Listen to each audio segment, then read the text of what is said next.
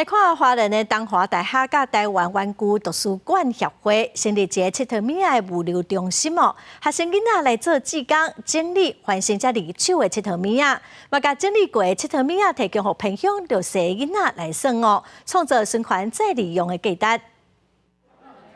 今日东华大学七特米乐园物流中心各种关键的七特米已经空满货架，也毋过拢是二手，爱整理甲维修，加爱有耐心甲专心的工作，都由理工甲管理系学生负责。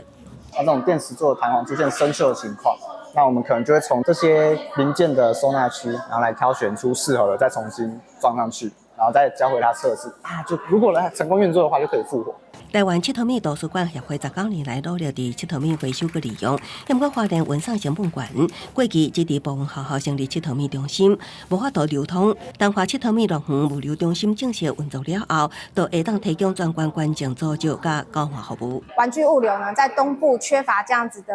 单位来组成这个台湾完整的物流的拼图。我们现在是开放以团体的，比如说像是幼儿园啊、社区啊，或是早疗单位等等的，都可以在这个网站上面登记，来跟我们申请玩具。申请单位的早疗教师经费，淡薄一寡家庭可能因为经济因素较欠回本，操作类型等异地性七特米，希望大家都关注这类的七特米，像是绘本或者是一些操作的一些乐高之类的，然后他们就是很缺乏这种的玩具，所以对于他们的精细动作啊，或者是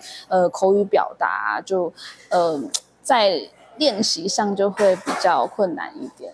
台湾七特米图书馆协会表示，当全台陆续设立七特米图书馆了后，只欠花莲一地，所以乐见七特米物流的推动，更加期待借着这项交换甲互动，提供七特米的第二生命。记者综合报道。